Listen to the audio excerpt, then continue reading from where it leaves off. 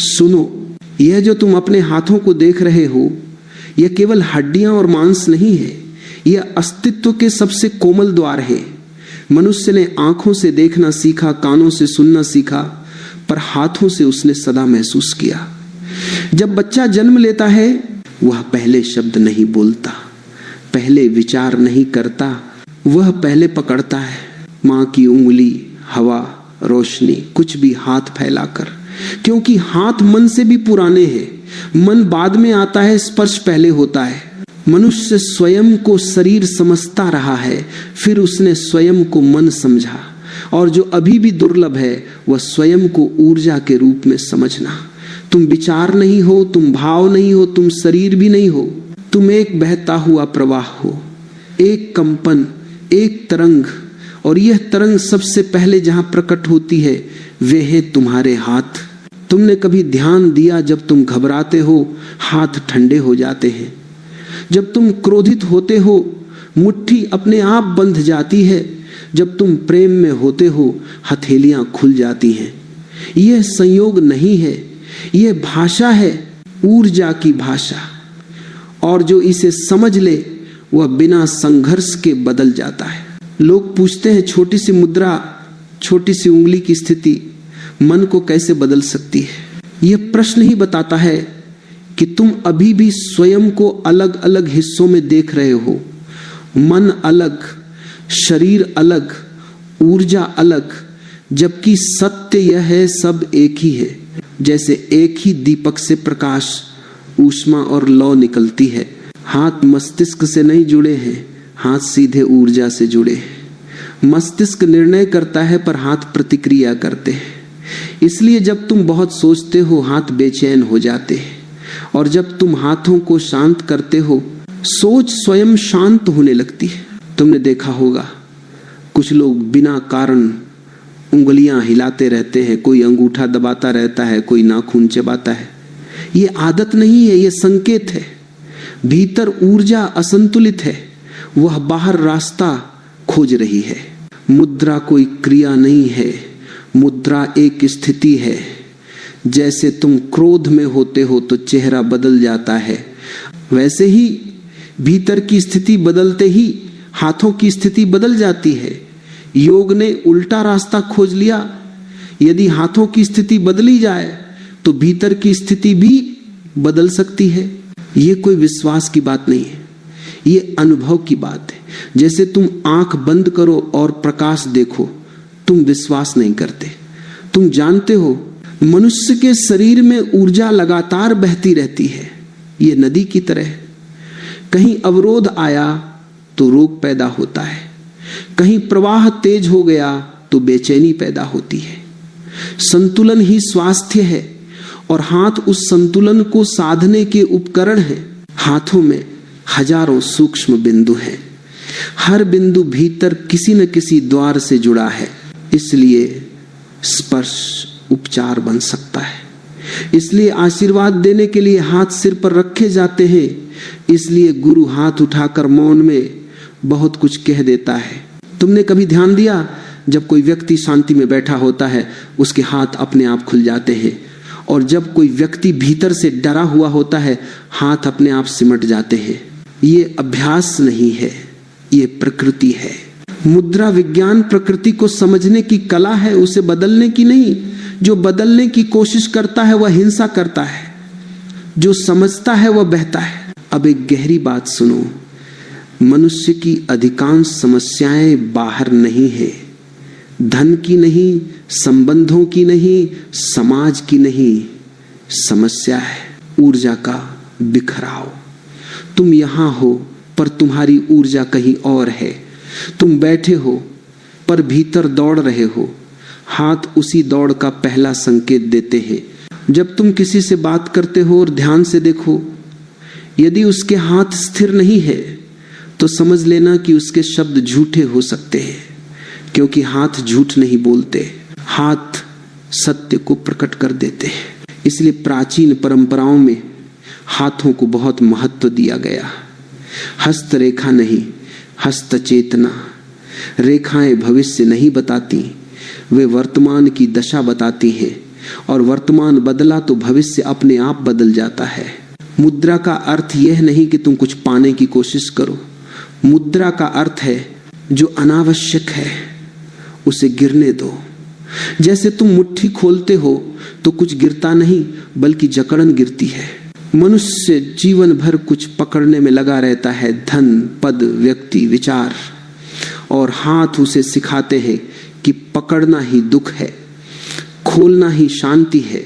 जब तुम पहली बार उंगलियों को एक विशेष ढंग से जोड़ते हो तो तुरंत कुछ नहीं होता, और यही अच्छा है, क्योंकि जो तुरंत हो जाए वह गहरा नहीं होता। धीरे धीरे, जैसे सुबह का सूरज, बिना शोर बिना घोषणा। मनुष्य का मन बहुत चालाक है, वो कहेगा यह तो साधारण है, इससे क्या होगा। याद रखना, साधारण ही सबसे गहरा होता है। अस्तित्व सरल है, केवल मन जटिल है। हाथों की सबसे बड़ी शक्ति यह है कि वे तुम्हें वर्तमान में लाते हैं। जैसे ही तुम उंगलियों को सचेत रूप से रखते हो, मन भटक नहीं सकता, क्योंकि मन या तो भूत में जाता है या भविष्य में। हाथ उसे यहां बांध देते हैं। तुमने देखा होगा जब तुम बहुत बेचैन होते हो तो हाथ कुछ न कुछ करने लगते हैं। वही बेचैनी यदि सजगता से मुद्रा में बदल दी जाए तो वही ऊर्जा शांति बन जाती है। यही रूपांतरण है, यही साधना है। कोई संघर्ष नहीं, कोई दमन नहीं। इसलिए मैं तुमसे यह नहीं कह रहा कि तुम कुछ बनो, मैं केवल यह कह रहा हूं जो तुम हो उसे महसूस करो हाथों के माध्यम से, क्योंकि हाथ झूठ नहीं बोलते, हाथ अभिनय नहीं करते। जब तुम मुद्राओं को समझोगे तो तुम देखोगे तुम्हारा मन कम शब्दों में सोचने लगेगा, मौन बढ़ेगा, और जहां मौन है वहां भय नहीं टिक सकता। याद रखना, मुद्रा कोई धार्मिक कर्मकांड नहीं है, यह शरीर की बुद्धि है। शरीर मन से कहीं अधिक बुद्धिमान है। मन तो सीखता है, शरीर जानता है। इसलिए जब तुम हाथों को इस यात्रा में उतारोगे तो विनम्र रहना, अपेक्षा मत रखना, केवल उपस्थित रहना, और धीरे धीरे बिना शोर के, बिना घोषणा के तुम पाओगे कि छोटी सी उंगली ने भीतर बहुत कुछ बदल दिया है। अब ध्यान से सुनो, जब मनुष्य स्वयं को समझने की यात्रा में उतरता है तो सबसे पहली भूल वह यह करता है कि वह सब कुछ अलग अलग करके देखता है। शरीर अलग, मन अलग, श्वास अलग, और ऊर्जा तो जैसे कोई कल्पना हो, लेकिन अस्तित्व खंडों में नहीं चलता। वह एक समग्र लय है। जैसे संगीत में सुर अलग अलग दिखाई देते हैं पर सुनाई एक धुन देती है। 5 तत्व पृथ्वी, जल, अग्नि, वायु और आकाश को लोग बाहर खोजते रहे, कोई पहाड़ में, कोई नदी में, कोई सूर्य में, कोई आकाश में, पर यह भूल गए कि वही 5 तत्व उनके भीतर भी उतनी ही जीवंतता से उपस्थित है। और तुम्हारे हाथ, विशेष रूप से तुम्हारी उंगलियां, इन 5 तत्वों की सबसे सजीव अभिव्यक्ति है। ये कोई प्रतीक नहीं है, यह अनुभवजन्य सत्य है। शरीर का हर अंग किसी न किसी तत्व से जुड़ा है, पर उंगलियां सीधे तत्वों की भाषा बोलती हैं। इसीलिए जब तुम किसी विशेष उंगली को दबाते हो, छूते हो, जोड़ते हो, तो भीतर कोई न कोई तत्व प्रतिक्रिया देता है। अंगूठा अग्नि से जुड़ा है। अग्नि का अर्थ केवल आग नहीं है, अग्नि का अर्थ है परिवर्तन, पाचन, तेज, जीवन की ऊष्मा। जब किसी व्यक्ति में निर्णय की शक्ति कम हो जाती है, जब वह जीवन में ठंडा पड़ जाता है, जब उसकी आंखों में चमक नहीं रहती, समझ लेना कि भीतर अग्नि मंद हो गई है। ऐसे लोग अक्सर हाथ ठंडे रखते हैं, अंगूठा सुस्त रहता है। तर्जनी पृथ्वी से जुड़ी है। पृथ्वी का अर्थ है स्थिरता, धैर्य, भरोसा, ठहराव। जो व्यक्ति भीतर से डरा हुआ होता है, जिसे जीवन में कोई आधार नहीं लगता, वह पृथ्वी तत्व से कट जाता है। ऐसे व्यक्ति को तुम देखोगे, वह लगातार उंगलियां छटकाता है, बैठ नहीं पाता, स्थिर नहीं रह पाता। मध्यमा आकाश से जुड़ी है। आकाश का अर्थ है विस्तार, खालीपन, स्वीकार। यह सबसे सूक्ष्म तत्व है। जो व्यक्ति बहुत भरा हुआ है विचारों से, मतों से, अहंकार से, उसके भीतर आकाश का अभाव होता है। वह सुन नहीं पाता, क्योंकि सुनने के लिए भीतर जगह चाहिए। अनामिका जल से जुड़ी है। जल का अर्थ है प्रवाह, भावना, प्रेम, संवेदना। जो व्यक्ति बहुत कठोर हो जाता है, जो रो नहीं पाता, जो प्रेम को कमजोरी समझने लगता है, उसके भीतर जल सूखने लगता है। ऐसे लोग भीतर से बहुत प्यासे होते हैं, पर उन्हें अपनी प्यास का पता नहीं होता। छोटी उंगली वायु से जुड़ी है। वायु का अर्थ है गति, संवाद, श्वास, संबंध। जो व्यक्ति बहुत बेचैन रहता है, जो रात में सो नहीं पाता, जो भीतर से कांपता रहता है, उसके भीतर वायु असंतुलित होती है। ऐसे लोगों की छोटी उंगली अक्सर अनायास हिलती रहती है। अब समझो, ये 5 उंगलियां अलग अलग नहीं हैं। जैसे शरीर में 5 तत्व मिलकर एक जीवन बनाते हैं, वैसे ही उंगलियां मिलकर एक चेतना बनाती हैं। जब तुम 2 उंगलियों को मिलाते हो तो 2 तत्व संवाद में आ जाते हैं। कहीं मित्रता होती है, कहीं संघर्ष, कहीं संतुलन। यही कारण है कि मुद्रा काम करती है। कोई जादू नहीं है इसमें, केवल तत्वों का पुनः संतुलन है।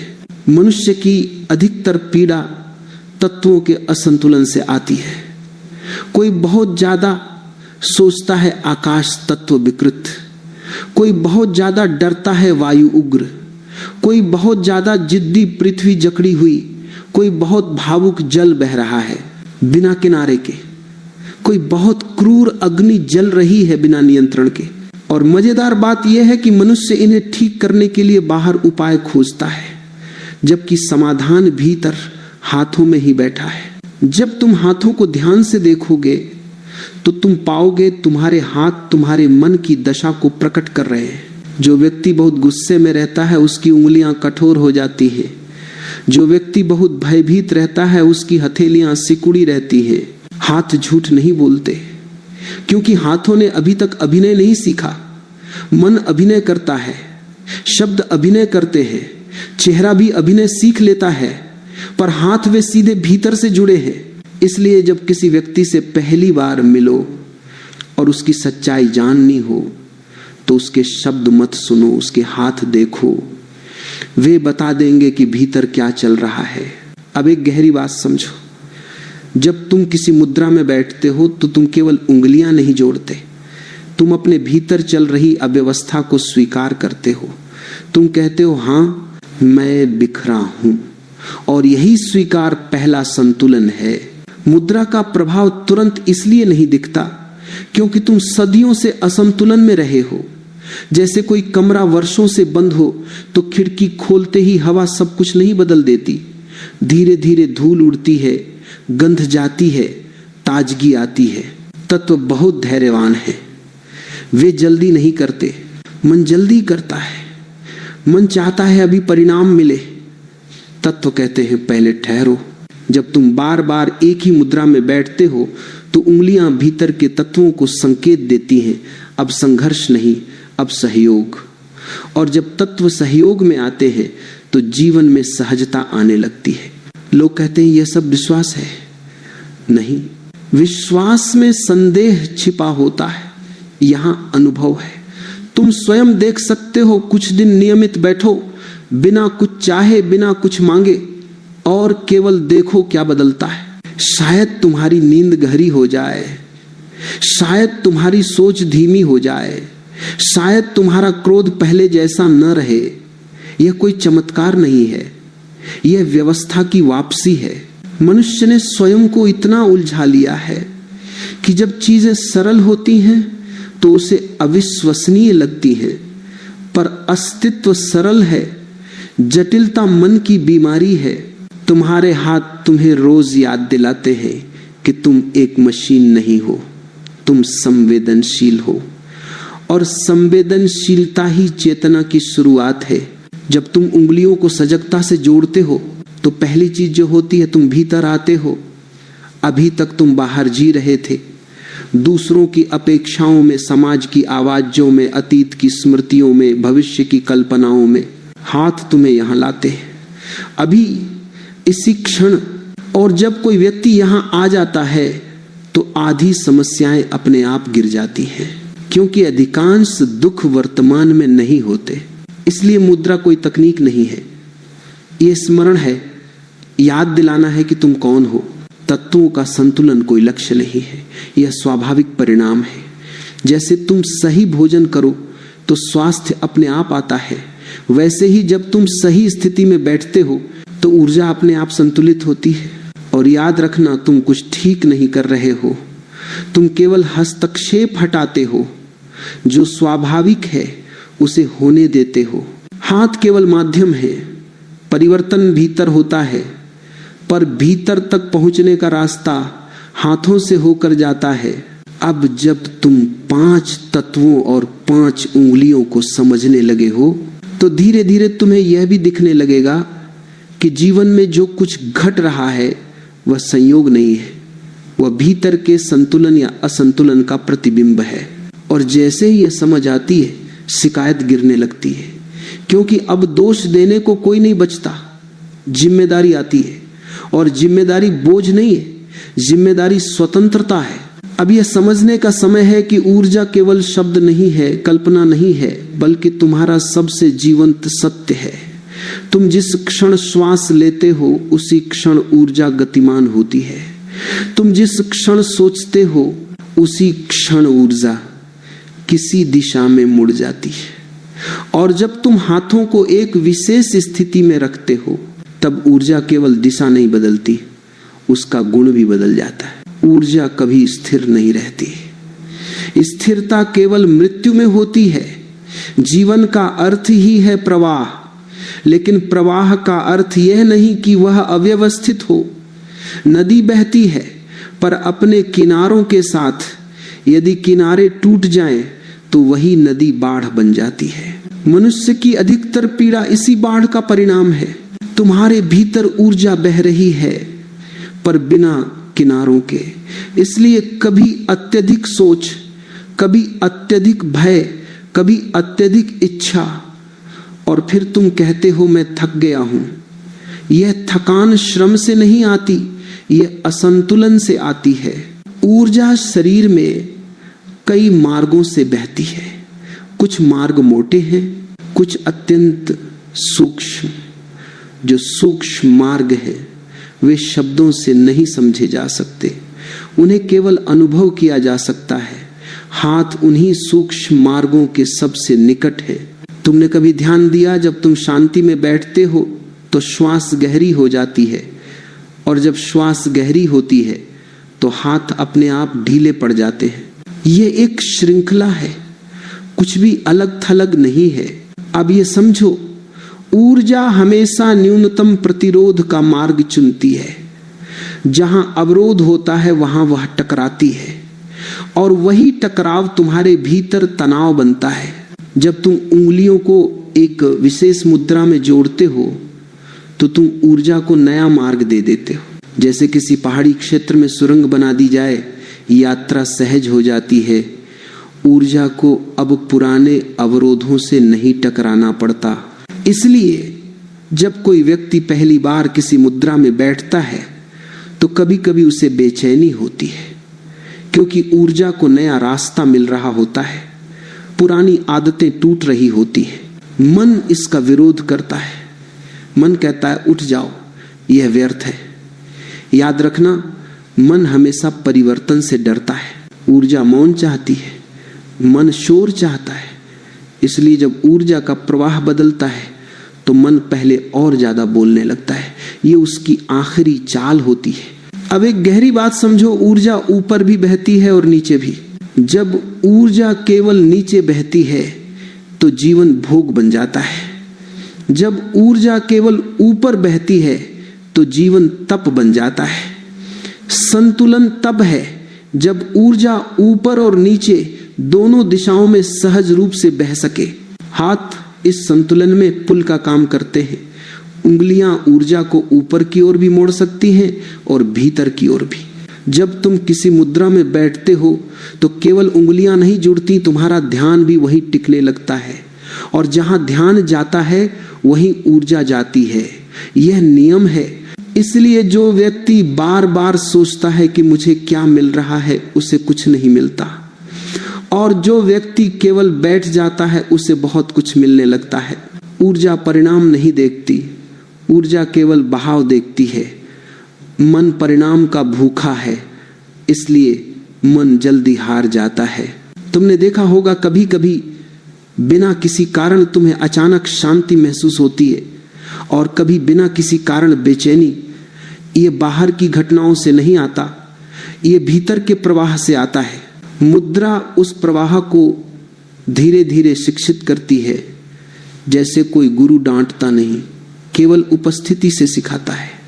हाथों की स्थिति ऊर्जा को डांटती नहीं, केवल दिशा दिखाती है। अब ध्यान से सुनो, ऊर्जा को रोका नहीं जा सकता।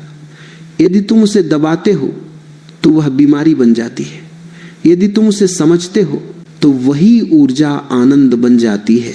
बहुत लोग कहते हैं मैं क्रोध को दबा रहा हूं, यही सबसे बड़ा अपराध है। क्रोध ऊर्जा है, उसे समझो, दिशा दो, और हाथ उस दिशा को देने का सबसे सरल माध्यम है। जब तुम उंगलियों को जोड़ते हो तो भीतर एक वृत्त बनता है। ऊर्जा रेखा में नहीं बहती, वह वृत्त में बहती है। रेखा का अंत होता है, वृत्त का नहीं।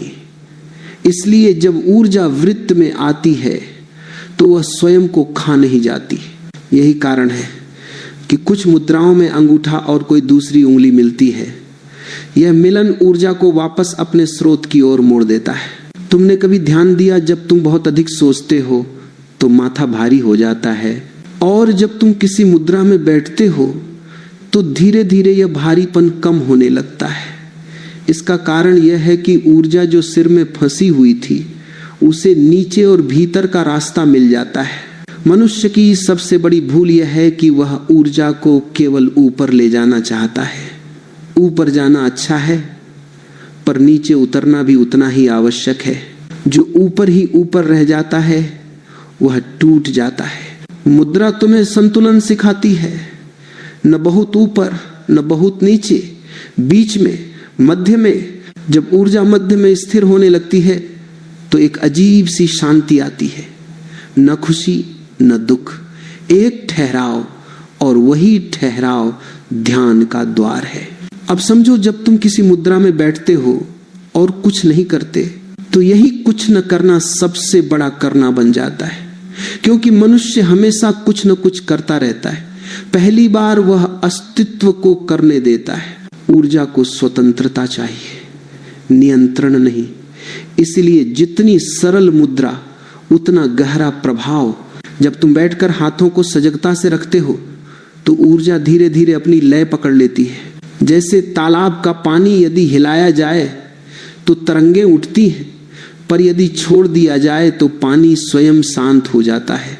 तुम जीवन भर पानी को हिलाते रहे हो, विचारों से, इच्छाओं से, भय से। अब पहली बार तुम उसे शांत होने दे रहे हो। यही कारण है कि कुछ लोग कहते हैं मुझे मुद्रा में नींद आने लगी। ये नींद नहीं है, ये पहली बार विश्राम है। शरीर वर्षों से थका हुआ है, ऊर्जा को पहली बार बिना संघर्ष के बहने दिया गया है। इस विश्राम से डरना मत, यह पतन नहीं है, यह गहराई है। ऊर्जा जब सहज होती है तो वह स्वयं को उपचारित करती है, कोई बाहरी प्रयास नहीं चाहिए। इसलिए पुराने समय में औषधि से पहले संतुलन सिखाया जाता था। आज मनुष्य उल्टा चल रहा है, पहले औषधि फिर शांति। जबकि शांति पहले आए तो औषधि की जरूरत ही न पड़े। मुद्रा कोई इलाज नहीं है, यह स्मरण है। शरीर को याद दिलाना है कि तुम कैसे बहते थे जब तुम छोटे थे, जब तुम्हें कुछ साबित नहीं करना था। जब तुम बच्चा थे तुम सहज थे, ऊर्जा खुली थी। फिर समाज आया, भय आया, तुलना आई, ऊर्जा सिकुड़ती चली गई। अब तुम फिर से खोलना सीख रहे हो, धीरे धीरे, बिना जोर लगाए। यही कारण है कि मुद्रा में कोई आदेश नहीं है, कोई कहना नहीं कि ऐसा ही होना चाहिए। बस बैठो और देखो। ऊर्जा बहुत बुद्धिमान है, उसे दिशा मिलते ही वह जानती है कि क्या करना है। और जब तुम ये समझ लेते हो तो जीवन बदलता नहीं, जीवन सरल हो जाता है। समस्या कम नहीं होती, पर समस्या समस्या नहीं रहती। अब बात उस बिंदु पर आती है जहां मन धीरे धीरे पीछे हटने लगता है। अब बात उस द्वार की है जहां सोच की गति थमती है और देखना शुरू होता है। यही वह स्थान है जहां ज्ञान मुद्रा का जन्म होता है। लोग ज्ञान को जानकारी समझते हैं। वे सोचते हैं जो ज्यादा जानता है वही ज्ञानी है, लेकिन जानकारी मन का भोजन है। ज्ञान चेतना की सुगंध है। जानकारी इकट्ठा की जाती है, ज्ञान प्रकट होता है, और जो प्रकट होता है वह कहीं बाहर से नहीं आता। जब तुम किसी बात को सच में जानते हो तो तुम्हें तर्क की जरूरत नहीं पड़ती। तर्क केवल वहां होता है जहां संदेह होता है, और जहां ज्ञान होता है वहां मौन होता है। ज्ञान मुद्रा में अंगूठा और तर्जनी मिलते हैं। देखने में यह बहुत साधारण लगता है। इतनी साधारण बात से कोई गहरा परिवर्तन कैसे हो सकता है, यही प्रश्न मन पूछता है। क्योंकि मन जटिलता में ही भरोसा करता है, उसे सरलता पर संदेह होता है। अंगूठा अग्नि है, तर्जनी पृथ्वी है। जब अग्नि और पृथ्वी मिलते हैं तो एक स्थिर ऊष्मा पैदा होती है, न जलाने वाली न बुझी हुई। यही ऊष्मा चेतना की होती है। यही ऊष्मा विचारों को धीमा करती है। जब पृथ्वी और अग्नि अलग अलग होते हैं तो या तो बहुत ठंडापन होता है या बहुत जलन। कोई व्यक्ति बिल्कुल सुस्त हो जाता है, कोई बिल्कुल आक्रामक। ज्ञान मुद्रा इन दोनों के बीच संतुलन लाती है। जब तुम ज्ञान मुद्रा में बैठते हो तो सबसे पहले जो बदलता है वह तुम्हारी सोच की गति है। विचार आते हैं लेकिन वे भागते नहीं, जैसे बादल हो पर तूफान न हो। पहले विचार तुम्हें घसीट ले जाते थे, अब वे केवल गुजरते हैं। यही अंतर है। पहले तुम विचार थे, अब तुम विचारों को देख रहे हो। मन को यह स्थिति पसंद नहीं आती, क्योंकि मन का अस्तित्व ही इस पर निर्भर है कि तुम उससे पहचाने रहो। जैसे ही तुम देखने वाले बनते हो, मन कमजोर पड़ने लगता है। इसीलिए शुरू में जब तुम ज्ञान मुद्रा में बैठते हो तो मन ज्यादा शोर करता है। अचानक बहुत सारे विचार आने लगते हैं। लोग डर जाते हैं। वे सोचते हैं यह तो उल्टा हो रहा है। नहीं, यह सफाई की प्रक्रिया है। जैसे कमरा साफ करते समय पहले धूल उड़ती है, ज्ञान मुद्रा कोई प्रयास नहीं मांगती। जितना प्रयास करोगे उतना दूर जाओगे। इसमें केवल बैठना है, जैसे हो वैसे ही। जब अंगूठा और तर्जनी मिलते हैं तो भीतर एक वृत्त बनता है। ऊर्जा अब सीधी रेखा में नहीं बहती, वह लौटने लगती है। लौटना बहुत महत्वपूर्ण है। जो ऊर्जा बाहर ही बाहर बहती रहती है वह थक जाती है। मनुष्य जीवन भर बाहर ही बाहर जीता है। बाहर सफलता, बाहर प्रेम, बाहर शांति, और भीतर केवल खालीपन। ज्ञान मुद्रा ऊर्जा को वापस भीतर बुलाती है। धीरे धीरे तुम पाओगे कि तुम्हारी आंखें कम दौड़ने लगी हैं। तुम्हें हर समय कुछ देखने की भूख नहीं रहेगी, और जब देखने की भूख जाती है तब पहली बार देखना शुरू होता है। ज्ञान मुद्रा तुम्हें किसी लक्ष्य की ओर नहीं ले जाती, यह तुम्हें घर की ओर लाती है। और घर कोई स्थान नहीं है, घर वह स्थिति है जहां तुम स्वयं के साथ सहज हो। जब तुम इस मुद्रा में बैठते हो तो तुम कुछ बन नहीं रहे होते, तुम कुछ छोड़ रहे होते हो। यह छोड़ना ही सबसे कठिन है, क्योंकि छोड़ने में अहंकार गिरता है। अहंकार को ज्ञान से बहुत डर लगता है, क्योंकि ज्ञान प्रकाश है, और जहां प्रकाश होता है वहां छाया नहीं टिक सकती। इसलिए जो लोग बहुत ज्यादा विद्वान होने का दिखावा करते हैं वे भीतर से सबसे अधिक डरे हुए होते हैं। उन्हें ज्ञान से नहीं, अज्ञान से भी डर नहीं लगता। उन्हें डर लगता है मौन से, क्योंकि मौन में उनका झूठ टिक नहीं पाता। ज्ञान मुद्रा मौन को आमंत्रित करती है, बिना जबरदस्ती, बिना किसी अनुशासन के। तुमने देखा होगा जब तुम किसी समस्या में उलझे होते हो और अचानक शांत हो जाते हो तो समाधान अपने आप दिख जाता है। समाधान सोच से नहीं आता, समाधान शांति से आता है। ज्ञान मुद्रा उसी शांति को गहराने का माध्यम है। धीरे धीरे तुम्हें यह भी दिखाई देगा कि तुम्हारी प्रतिक्रियाएं बदल रही हैं। पहले कोई बात सुनकर तुरंत उत्तर आता था, अब बीच में एक खाली जगह बन जाती है। वही जगह स्वतंत्रता है। जहां प्रतिक्रिया नहीं वहां उत्तर होता है। प्रतिक्रिया पुरानी आदत है, उत्तर सजगता है। ज्ञान मुद्रा तुम्हें उत्तर देना सिखाती है, प्रतिक्रिया नहीं। यह कोई नैतिक शिक्षा नहीं है, यह शरीर की समझ है। जब ऊर्जा संतुलित होती है तो व्यवहार अपने आप बदलता है। चरित्र पर काम नहीं करना पड़ता। मनुष्य हमेशा चरित्र सुधारने में लगा रहता है और हर बार असफल होता है, क्योंकि चरित्र ऊपर की चीज है, जड़ नीचे है, जड़ ऊर्जा में। ज्ञान मुद्रा जड़ को छूती है। कुछ समय बाद तुम्हें यह भी अनुभव होगा कि तुम कम बोलने लगे हो। ये चुप्पी दबाव से नहीं आती, ये सहज होती है। जब भीतर बहुत कुछ है तो बाहर कहने की जरूरत नहीं रहती। और ये भी याद रखना, ज्ञान मुद्रा कोई चमत्कार नहीं दिखाती, ये धीरे धीरे तुम्हें खाली करती है। और खालीपन ही सबसे बड़ा चमत्कार है, क्योंकि जहां खालीपन है वही नया जन्म ले सकता है। जब मन खाली होता है तब जीवन पहली बार ताजा लगता है। वही पुरानी चीजें, वही लोग, वही परिस्थितियां, पर देखने वाला बदल गया होता है। और जब देखने वाला बदल जाता है तो सब कुछ बदल जाता है। अब तक तुमने ऊर्जा को समझा, तत्वों को समझा, प्रवाह को महसूस किया। अब तुमने उस मुद्रा को जाना जो तुम्हें सोच के पार ले जाती है। अब उस स्रोत की बात जहां से जीवन स्वयं उठता है। अब उस शक्ति की बात जिसके बिना शरीर केवल ढांचा है, मन केवल स्मृति है और संसार केवल बोझ। इस शक्ति को नाम दिया गया है प्राण। नाम देना केवल सुविधा है, सत्य नामों से बंधता नहीं। तुम जीवित हो, इसका प्रमाण यह नहीं कि तुम्हारा हृदय धड़क रहा है। हृदय तो मशीन से भी चल सकता है। तुम जीवित हो, इसका प्रमाण यह है कि तुम्हारे भीतर अभी भी स्पंदन है, अभी भी कुछ हिल रहा है, अभी भी कुछ बह रहा है। और जब यह स्पंदन कम होने लगता है तो मनुष्य थका हुआ नहीं होता, वह धीरे धीरे मुरझाने लगता है। उसकी आंखों में चमक नहीं रहती, उसकी आवाज में रस नहीं रहता, उसके स्पर्श में ऊष्मा नहीं रहती।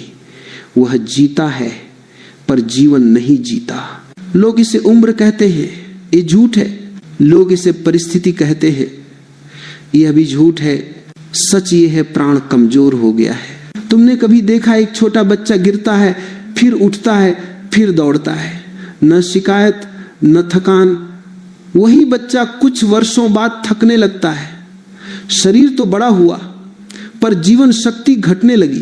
प्राण बाहर से नहीं आता, ये भीतर से उठता है। और ये भीतर से उठे, इसके लिए भीतर जगह चाहिए। लेकिन तुम भीतर भरे हुए हो चिंताओं से, अपेक्षाओं से, भय से, स्मृतियों से। प्राण को शोर पसंद नहीं, प्राण को संघर्ष पसंद नहीं, प्राण को चाहिए सहजता। यही कारण है कि बहुत से लोग सब कुछ होते हुए भी भीतर से खाली रहते, और कुछ लोग कुछ भी न होते हुए भी भीतर से भरे हुए होते हैं। प्राण मुद्रा उसी खालीपन को भरने की नहीं, बल्कि उस भराव को हटाने की प्रक्रिया है। इस मुद्रा में अंगूठा, अनामिका और छोटी उंगली साथ आते हैं। अग्नि, जल और वायु, तीन तत्व। ये कोई संयोग नहीं है। जीवन को चलाने के लिए तीन चीजें चाहिए, ऊष्मा, प्रवाह और गति। अग्नि बिना जल के जला देगी, जल बिना अग्नि के ठंडा कर देगा, वायु बिना दोनों के उड़ा ले जाएगी। तीनों का संतुलन ही जीवन है। जब यह मुद्रा बनती है तो भीतर जैसे कोई बुझी हुई ज्योति फिर से सुलगने लगती है। यह आग नहीं है जो जलाती है, यह वह ऊष्मा है जो जीवित करती है। बहुत लोग जब पहली बार इस मुद्रा में बैठते हैं तो उन्हें शरीर में हल्की गर्मी महसूस होती है। कुछ को हथेलियों में कंपन, कुछ को आंखों में चमक, कुछ को श्वास में गहराई। यह सब संकेत है प्राण जाग रहा है। लेकिन मन यहां भी चाल चलता है। वो कहता अच्छा लग रहा है, इसे पकड़ लो। याद रखना, जो पकड़ा गया वह मर जाता है, प्राण को पकड़ा नहीं जा सकता। उसे बहने देना होता है। जब तुम इस मुद्रा में बैठते हो तो कुछ मत चाहो, न स्वास्थ्य, न शांति, न शक्ति, केवल उपस्थित रहो। तुम जीवन भर कुछ न कुछ चाहते रहे हो, पहली बार कुछ मत चाहो। प्राण मांग से नहीं आता, प्राण स्वागत से आता है। जब तुम शांत होकर बैठते हो, जब तुम स्वयं से लड़ नहीं रहे होते, जब तुम जैसे हो वैसे ही स्वीकार करते हो, तभी प्राण उतरता है। बहुत लोग कहते हैं हम कमजोर हैं। नहीं, तुम थके हुए हो, और थकान इसलिए है क्योंकि तुम गलत दिशा में बहुत देर तक बहते रहे हो। प्राण मुद्रा दिशा नहीं बदलती, वह तुम्हें केंद्र में लाती है। केंद्र में आते ही ऊर्जा बिखरनी बंद हो जाती है। जैसे चक्की जब केंद्र से हट जाए तो शोर करती है, केंद्र में आए तो शांत घूमती है। इस मुद्रा का प्रभाव धीरे आता है, क्योंकि वर्षों से जो क्षय हुआ है वह एक दिन में नहीं भरता। लेकिन एक बात पक्की है, यदि तुम धैर्य रखो तो प्राण कभी धोखा नहीं देता। और यह भी समझो, प्राण केवल शरीर की शक्ति नहीं है, यह साहस भी है, यह जीवन के प्रति हाँ कहने की क्षमता है। बहुत लोग जीवित हैं पर भीतर से ना कह रहे, न जीवन को, ना प्रेम को, ना अनिश्चितता को। प्राण मुद्रा धीरे धीरे ये ना पिघलाती है, और जब भीतर हाँ उठती है तब जीवन नाचने लगता है। तुम्हें अचानक यह लग सकता है कि तुम्हें सुबह उठना अच्छा लगने लगा है। तुम्हें अचानक यह लग सकता है कि तुम लोगों से भाग नहीं रहे। तुम्हें अचानक ये लग सकता है कि तुम बिना कारण मुस्कुरा रहे हो। ये सब प्राण के लक्षण हैं। प्राण गंभीर नहीं होता, गंभीरता मन की बीमारी है। प्राण खेलता है, नाचता है, बहता है। इसलिए जो व्यक्ति बहुत गंभीर हो गया है, समझ लेना उसने प्राण खो दिया है। समाज गंभीर लोगों को सम्मान देता है, अस्तित्व जीवंत लोगों को। और अंत में एक बहुत गहरी बात, प्राण तब सबसे अधिक बहता है जब तुम किसी परिणाम की प्रतीक्षा नहीं करते। जैसे बीज मिट्टी में गिरता है, वह रोज नहीं देखता कि अंकुर निकला या नहीं, वो बस पड़ा रहता है भरोसे में। प्राण मुद्रा भरोसा सिखाती है, और जहां भरोसा है वहां भय नहीं टिक सकता। अब उस स्थान की बात जहां शब्द थम जाते हैं, जहां जोड़ने को कुछ नहीं बचता, जहां पाने की कोई आकांक्षा नहीं रहती, जहां केवल होना शेष रह जाता है। लोग शून्य से डरते हैं क्योंकि उन्हें शून्य का अर्थ खालीपन सिखाया गया है। उन्हें बताया गया है खाली होना मतलब अभाव, पर यह आधा सत्य है, और आधा सत्य सबसे खतरनाक होता है। शून्य अभाव नहीं है, शून्य वह है जहां कुछ भी बाधा नहीं बनता। जब आकाश में बादल नहीं होते तब आकाश खाली नहीं होता, तब आकाश अपनी पूरी क्षमता में होता है। बादल हो तो आकाश दिखाई नहीं देता, विचार बादल है, भावनाएं बादल है, पहचाने बादल है, और तुम आकाश हो। शून्य मुद्रा उसी आकाश की याद दिलाती है। इस मुद्रा में अंगूठा और मध्यमा मिलते हैं, अग्नि और आकाश। सुनने में अजीब लगता है, आग और आकाश, पर ध्यान से समझो। जब अग्नि को दिशा मिलती है तो वह प्रकाश बन जाती है, और जब आकाश खुला होता है तो प्रकाश दूर तक जाता है। मनुष्य की समस्या यह नहीं कि उसके पास विचार है, समस्या यह है कि उसके भीतर जगह नहीं है। सब कुछ भरा हुआ है, इतना भरा हुआ कि कुछ नया प्रवेश ही नहीं कर पाता। तुमने देखा होगा जब कोई तुम्हें कुछ समझाना चाहता है और तुम पहले से भरे होते हो तो तुम सुनते नहीं। शब्द कान तक आते हैं पर भीतर नहीं उतरते। शून्य मुद्रा सुनने की क्षमता लौटाती है। जब तुम इस मुद्रा में बैठते हो तो भीतर एक अजीब सा विस्तार महसूस हो सकता है, जैसे कोई दीवार गिर गई हो, जैसे छाती में जगह बन गई हो। कुछ लोग इसे हल्कापन कहते हैं, कुछ लोग इसे डर भी कहते हैं, क्योंकि जो खालीपन से डरता है वही स्वयं से डरता है। मन शून्य में टिक नहीं पाता, वह या तो भूत में जाता है या भविष्य में। इसलिए जब तुम शून्य मुद्रा में बैठते हो तो मन बार बार भागेगा, उसे दोष मत दो, यही उसकी प्रकृति है। तुम केवल देखो। देखो कि विचार आ रहा है, देखो कि विचार जा रहा है, और देखो कि इनके बीच कुछ है जो स्थिर है। वही तुम हो। शून्य मुद्रा में कोई उपलब्धि नहीं मिलती। यही इसकी सुंदरता है। यहां अहंकार भूखा रह जाता है, क्योंकि अहंकार उपलब्धियों से ही जीता है। तुमने देखा होगा, लोग कहते हैं मुझे कुछ अनुभव हुआ। यह कहना भी अहंकार का ही तरीका है। शून्य में अनुभव भी नहीं बचता, केवल साक्षी रह जाता है। इसीलिए यह मुद्रा कठिन लगती है, क्योंकि यहां करने को कुछ नहीं है और मनुष्य को कुछ न कुछ करते रहने की आदत है। करना थकाता है, होना विश्राम है। शून्य मुद्रा होने की कला सिखाती है।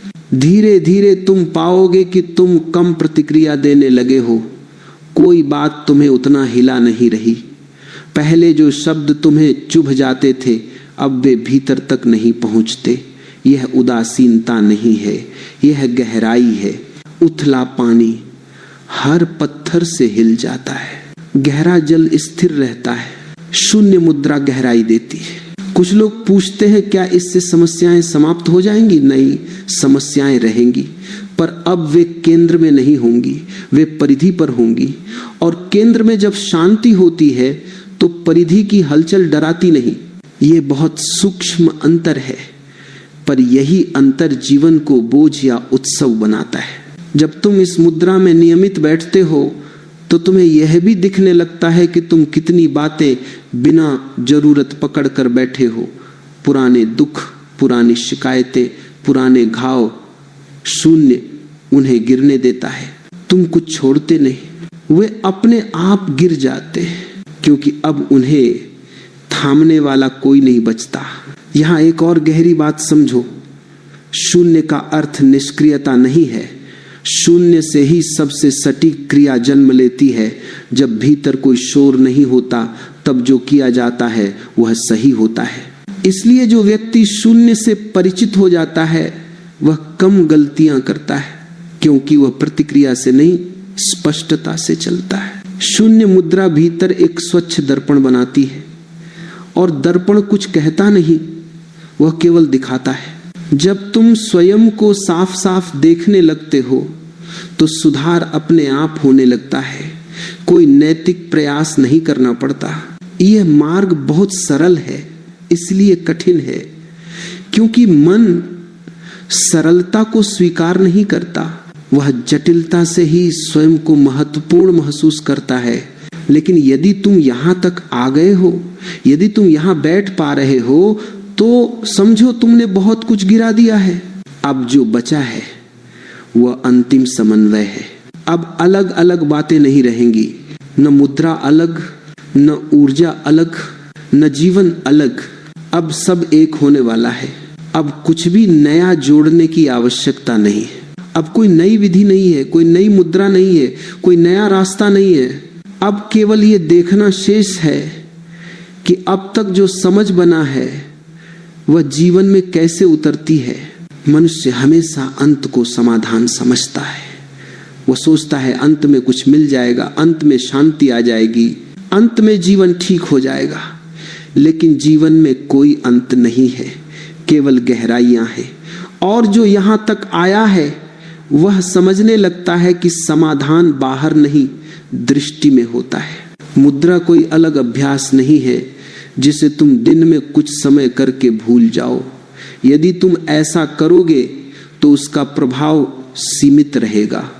मुद्रा एक भाषा है, शरीर की भाषा, ऊर्जा की भाषा, मौन की भाषा।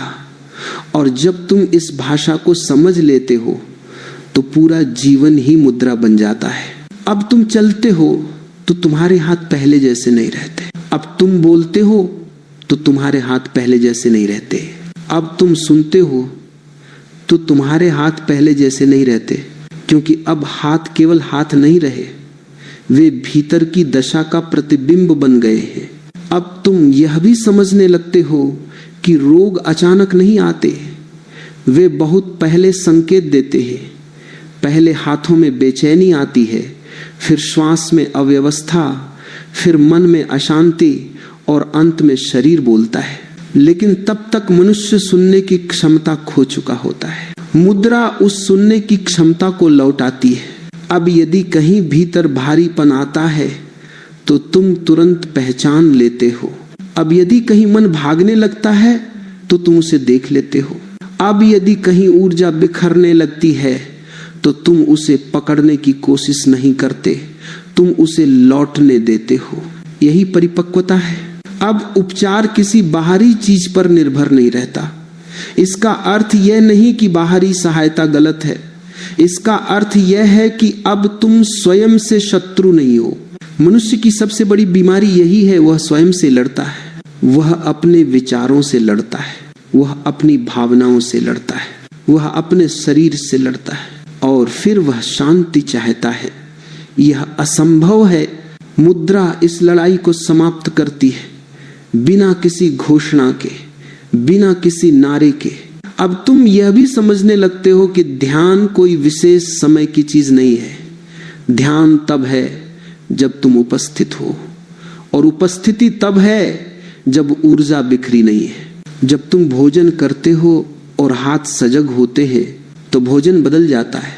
जब तुम किसी को छूते हो और हाथ शांत होते हैं तो स्पर्श बदल जाता है। जब तुम आशीर्वाद देते हो और हाथ खुले होते हैं तो शब्दों की आवश्यकता नहीं रहती। यही कारण है कि कुछ लोग बिना बोले बहुत कुछ कह देते हैं और कुछ लोग बहुत बोलकर भी कुछ नहीं कह पाते। अब जीवन में समस्याएं आएंगी, यह भ्रम मत पालना कि सब कुछ सरल हो जाएगा। फर्क केवल इतना होगा, अब समस्याएं तुम्हें परिभाषित नहीं करेंगी। वे होंगी पर तुम उनसे बड़े हो जाओगे। अब तुम यह भी देख पाओगे कि जिन चीजों के पीछे तुम भागते थे वे तुम्हारे पीछे आने लगी हैं, क्योंकि तुम अब कमी से नहीं पूर्णता से जी रहे हो। पूर्णता का अर्थ ये नहीं कि सब कुछ मिल गया। पूर्णता का अर्थ है अब कुछ भी चाहिए नहीं, और जहां चाहिए नहीं वही स्वतंत्रता है। मुद्रा ने तुम्हें कहीं और नहीं पहुंचाया। मुद्रा ने तुम्हें वहीं ला खड़ा किया जहां तुम हमेशा थे। बस अब तुम जागरूक हो। अब हाथ जोड़ने की भी जरूरत नहीं रहेगी। कभी कभी अपने आप हाथ किसी स्थिति में आ जाएंगे, कभी कभी बिना किसी मुद्रा के ही भीतर वही शांति होगी। यह संकेत है कि मुद्रा भीतर उतर गई है। जब साधना भीतर उतर जाती है तब विधि गिर जाती है, और जब विधि गिर जाती है तब जीवन ही साधना बन जाता है।